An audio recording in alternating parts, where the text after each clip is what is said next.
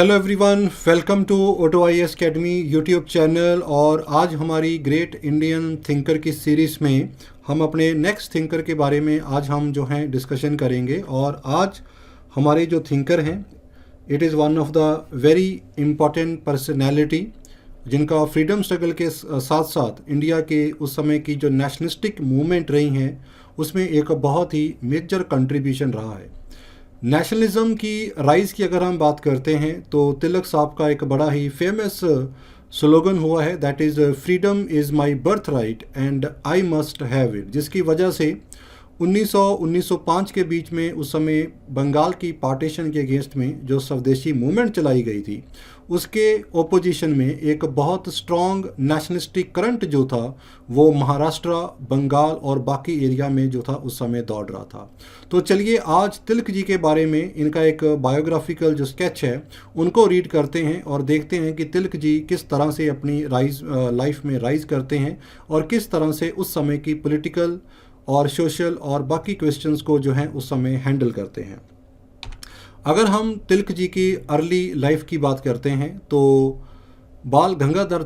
तिलक जी का जो जन्म है वो 1856 में महाराष्ट्र के रतनगिरी डिस्ट्रिक्ट में उस समय हुआ था। तिलक जी का स्टार्टिंग का जो एजुकेशन था वो डेक्कन कॉलेज पूना में हुआ, जहां से उन्होंने बीए का डिग्री हासिल किया इन द ईयर 1876 और बाद में 1879 में उन्होंने लॉ की डिग्री जो थी हासिल की। तिलक जी का अगर प्रोफेशन की बात करते हैं तो ही वाज ए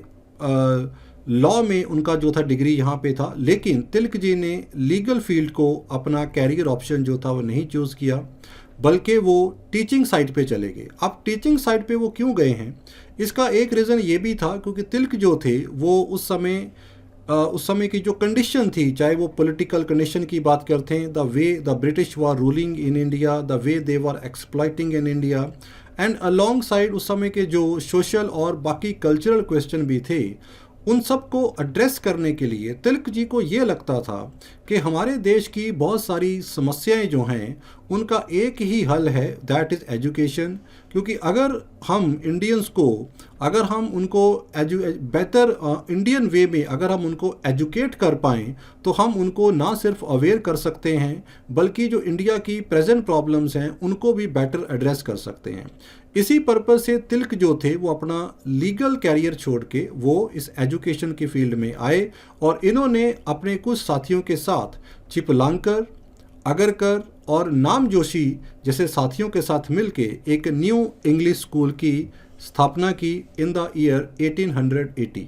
उस समय इस स्कूल में कोई मात्र 19-20 स्टूडेंट थे जिन्होंने इसको ज्वाइन किया था, लेकिन with the passage of time ये जो न्यू इंग्लिश स्कूल था ये बहुत ही फेमस हुआ और इसके जो स्टूडेंट्स थे, नंबर ऑफ स्टूडेंट थे, वो धीरे धीरे काफ़ी बढ़ने शुरू हो गए। तब तिलक और बाकी के जो इनके फाउंडर थे स्कूल के, इन्होंने डिसाइड किया to establish a some other society for the education purpose, जिसको कि डेक्कन एजुकेशन सोसाइटी का नाम दिया गया।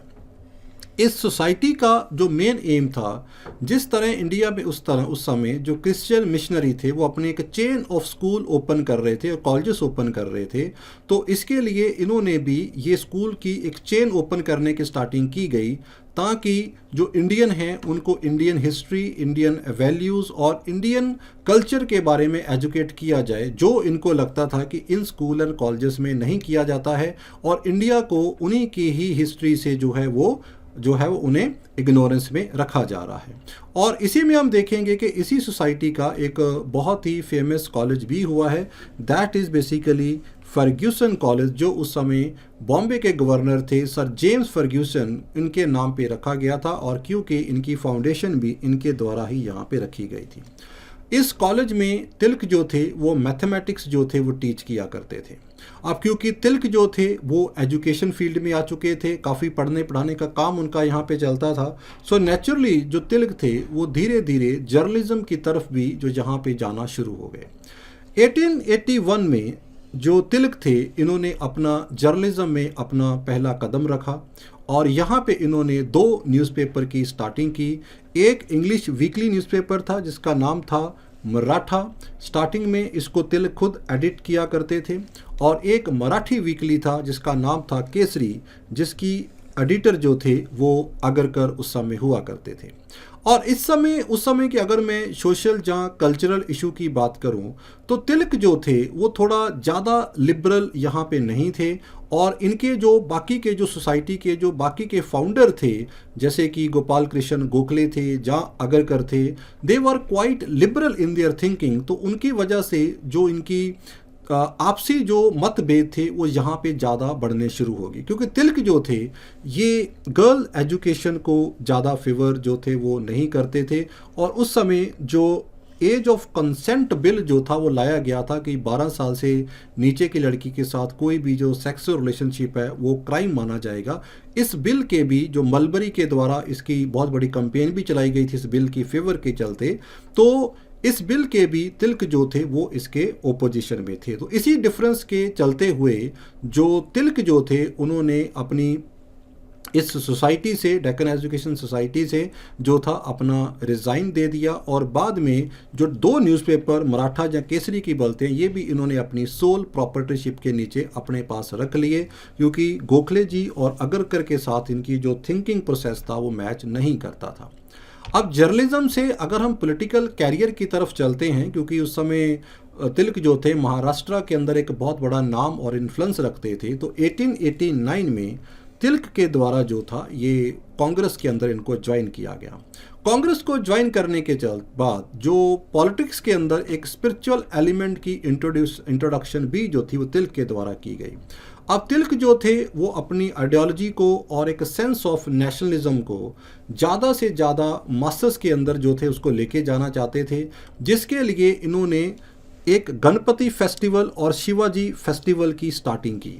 और शिवाजी फेस्टिवल क्योंकि शिवाजी मराठा ने अकेले ने ही मुग़लों के अगेंस्ट के अंदर मुग़लों के खिलाफ एक बहुत बड़ा मिलिट्री कैंपेन चलाया गया था, तो लोगों के अंदर एक सेंस ऑफ नेशनलिज्म और एक सेंस ऑफ ब्रेवरी को करने के लिए ये फेस्टिवल की उस समय स्टार्टिंग जो थी की गई। तो यहाँ पे थोड़ा हम रिलीजन और पॉलिटिक्स का एक मिक्सचर है वो यहाँ पे देखते हैं। लेकिन एट दैट टाइम जैसा मैं पहले भी बात कर चुका हूँ कि तिलक जो हैं उनके अगेंस्ट में एक ऑर्थोडॉक्स और एक कंजर्वेटिव लीडर होने का जो एलिगेशन है वो भी लगाया जाता है। और ये तब भी खुल के आता है जब असेंबली में सर एंड्रयू स्कॉबल के द्वारा age of consent bill introduce किया गया, तो तिलक ने इसका खुल के विरोध किया। और तिलक जी को ये लगता था कि ये जो बिल है ये हमारी कल्चरल और सोशल लाइफ के अंदर, हिंदू कल्चरल सोशल लाइफ के अंदर जो था ये हमारा एक जो है एक इंटरफेरेंस उनको यहाँ पे मानेगी, जिसके चलते जो समय के जो लिबरल रिफॉर्मर थे जैसे कि एम.जी. रणदे थे, गोपाल कृष्ण गोखले थे, तेलांग जैसे थे, उन मेंबर से ये थोड़ा अलग अपनी सोच जो थे यहाँ पे रखते थे। And he was not agree with their thinking and the strategy of the constitution means for freedom and the political reform also, क्योंकि तिलक जो थे ये मिलिटेंट एजिटेशन के अंदर जो थे ये अपना बिलीव उस समय किया करते थे। 1895 में इन्होंने एक तिलक और इनके ग्रुप के द्वारा जो पूना सार्वजनिक सभा जो थी इसका कंट्रोल जो था वो अपने हाथों में ले लिया, और रणदे और जो बाकी रिफॉर्मर जो थे वो थोड़ा यहाँ से बाहर हो जाते हैं। ठीक है, तो इसके बाद हम यहाँ पे देखेंगे ये जो मेंबर यहाँ पे होते हैं, तो इनके बाहर जाने के बाद जो तिलक यहाँ पे आते हैं, एक सोसाइटी बनाई गई थी नेशनल सोशल कॉन्फ्रेंस जो एम.जी. रणदे के द्वारा बनाई गई थी। और ये भी एक तरह का ट्विन सिस्टर ऑफ कांग्रेस इसको कहा जाता था, क्योंकि जहाँ जिस वेन्यू में जगह पे कांग्रेस का जो एनुअल सेशन होता था वहाँ पर ही नेशनल सोशल कॉन्फ्रेंस का भी सेशन होता था, और रणदे इसको बहुत प्रमोट करते थे। तो तिलक जी ने इसको भी टारगेट किया, और जिसकी वजह से ये जो नेशनल सोशल कॉन्फ्रेंस का जो सेशन होता था ये कांग्रेस के सेशन से यहाँ पे अलग जो था यहाँ पे किया गया। और ये सोसाइटी के जो लोग थे, रणदे जैसे जो लोग थे, इन्होंने अपना सेशन अलग से करना शुरू कर दिया गया। तो थोड़ा आइडियोलॉजी का डिफरेंस जो है वो हम यहाँ पे देखते हैं as compare to liberal and moderate Congress leader जो तिलक थे वो थोड़े कंजर्वेटिव भी थे, और साथ साथ में वो थोड़ा एक्सट्रीमिस्ट और मिलिटेंट आइडियोलॉजी को भी जो थे सपोर्ट करते थे। Believe some kind of revolutionary means to get political and reform in India at that time here. So इसके चलते हम यहाँ पे देखेंगे कि उस समय 1897 के टाइम के ऊपर जिस समय प्लेग फैला हुआ था इधर महाराष्ट्र और पुणे एरिया के रीजन के अंदर at that time, and commissioner Rand जो थे वो बहुत ही स्ट्रिक्ट मेजर ले रहे थे इसको कंट्रोल करने के लिए, जिसके चलते इसको तिलक जो थे उन्होंने इसको काफ़ी ज़्यादा क्रिटिसाइज भी किया, the way the government is handling this disease eight that time, जिसके चलते रॉन्ड जो थे इनको चपेकर ब्रदर के द्वारा शूट भी कर दिया गया था। हालांकि इस कमिश्नर रॉन्ड के मर्डर में तिलक जी का कोई डायरेक्ट इन्वॉल्वमेंट नहीं था, लेकिन फिर भी इनके ऊपर चार्ज लगाया गया बिकॉज ऑफ हिज राइटिंग। ये जो है वो चेपेकर ब्रदर है, उन्होंने इसको यहाँ पे शूट किया है, तो इसके कारण इनका नाम उसके अंदर आया भी। इनको 18 महीने की रिगरस इम्प्रिजनमेंट भी हुआ, लेकिन बाद में 1 साल के बाद इनको रिलीज़ कर दिया गया था। तो ये हम 1895 में तिलक जी का एक मेजर कंट्रीब्यूशन जो है वो देखते हैं for the rise of nationalistic feeling in India at that time. स्वदेशी मूवमेंट की अगर हम बात करते हैं तो 1905 में जो बंगाल की पार्टीशन के गेस्ट में किया गया था, उस समय मॉडरेट और एक्सट्रीमिस्ट फैक्शन बिल्कुल अलग हो चुके थे। एक्सट्रीमिस्ट फैक्शन की बात करते हैं तो इट वाज लेड बाय लाल बाल एंड पाल, ठीक है, जिसके अंदर बाल गंगाधर तिलक, लाला लाजपत राय और बिपिन चंद्र पाल का नाम जो है वो प्रोमिनेंट आता है। और because of their involvement and the hold of the extremist at that time, he was successful in passing the 4 resolution in the Congress session. पहला, द रेजोल्यूशन ऑफ स्वदेशी कि हमें सेल्फ रूल जो है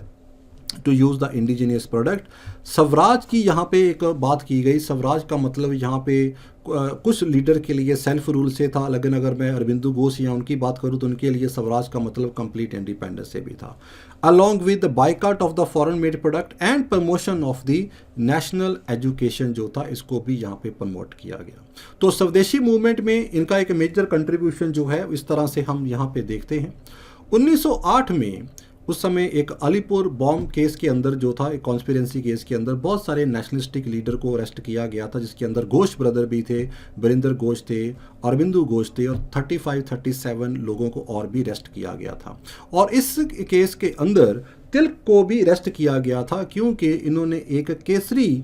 पेपर के अंदर एक आर्टिकल लिखा था, द कंट्री मिस फॉर्च्यून, जिसके अंदर इन्होंने मुजफ्फरपुर बॉम्बिंग बाय खुदीराम बोस के बारे में जो था डिटेल में लिखा था, जिसके कारण इनके ऊपर सेडिशन के चार्जेस जो थे लगाए गए और इनको मैंडले जेल जो था वो भेज दिया गया।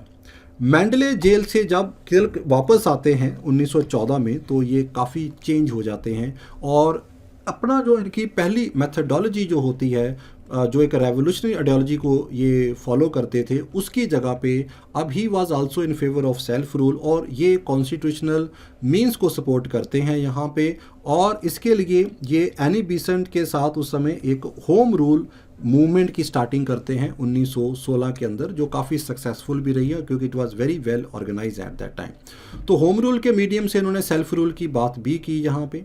1916 के अंदर इनके ऊपर एक ब्रिटिश के द्वारा एक और सेडिशन केस जो था वो फाइल किया गया, और इस केस में जो मोहम्मद अली जिन्ना थे, उन्होंने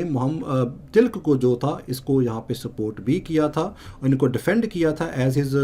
legal counsel here. And because of this help by the Mohammad Ali Jinnah, Lucknow pact, जिसमें कि कांग्रेस और मुस्लिम लीग जो थे वो यूनाइटेड एक कॉमन फ्रंट पे आए थे, तो तिलक ने भी जो जिन्ना जो थे इनकी वर्जन को काफ़ी ज़्यादा सपोर्ट यहाँ पे किया था इस समय।